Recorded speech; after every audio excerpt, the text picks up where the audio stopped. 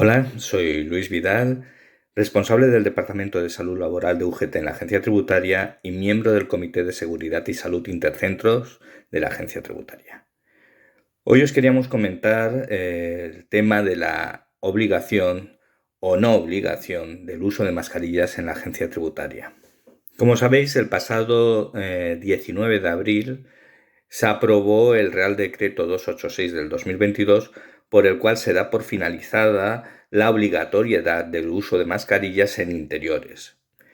La pregunta en ese caso es cómo nos afecta a nosotros en los centros de trabajo de la Agencia Tributaria. Bueno, el Servicio de Prevención de Riesgos Laborales de la Agencia Tributaria nos ha enviado unas instrucciones donde se dan unas pautas de los casos en los que sí que se ha de mantener esa obligatoriedad de llevar mascarillas, que es exclusivamente cuando no se pueden guardar esa distancia de seguridad de 1,5 metros, y en los demás casos se establece la retirada de esa mascarilla. ¿Por qué? Porque mantienen de que se ha reforzado la ventilación de los edificios, de que se mantienen en los puestos de trabajo esas distancias de seguridad de 1,5 metros, y en aquellos que no, pues se establecen barreras de seguridad como podrían ser las mamparas.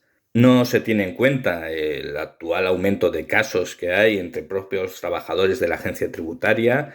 En este caso, hasta el 20 de este mes han habido 450 casos de contagio confirmado entre trabajadores de la agencia tributaria, con lo cual entendemos de que no estamos en una situación idónea para retirar esa mascarilla en todos los puestos de trabajo.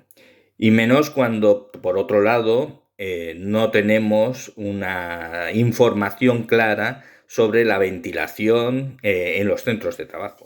A pesar de haberse acordado en el Comité Intercentros a principios de la pandemia de que tenía que haber un caudal de aire limpio por persona y hora de 50 metros cúbicos, en ningún caso se ha medido ese caudal en los puestos de trabajo de los distintos edificios de la agencia tributaria, con lo cual desconocemos si se cumple con ese parámetro.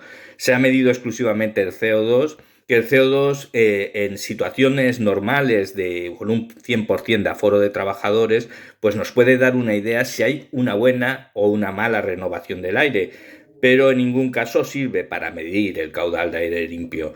En este caso, que no estamos al 100% de trabajadores, desde luego el CO2 no nos sirve para tener claro de que existe una buena ventilación. La EAT, al igual que cualquier otra empresa, tiene la obligación de realizar auditorías de calidad del aire interior de los edificios una vez al año. Y no lo está llevando a término en todos sus edificios. Y en muchos edificios niegan a darnos luego copia de esas auditorías para que nosotros, como representantes de los trabajadores, comprobemos si efectivamente se cumple con esa calidad del aire interior que estamos respirando. También hay que tener en cuenta que los contribuyentes no están obligados a llevar mascarilla. Con lo cual podemos encontrarnos con contribuyentes que vengan a que les atendamos, que estén enfermos, que estén contagiados de COVID e incluso hasta presenten algún tipo de síntoma. Y nosotros estemos obligados a atenderlos sin que la agencia tributaria nos haya proporcionado de mascarillas FFP2, que son las que realmente nos garantizan evitar ese riesgo de contagio.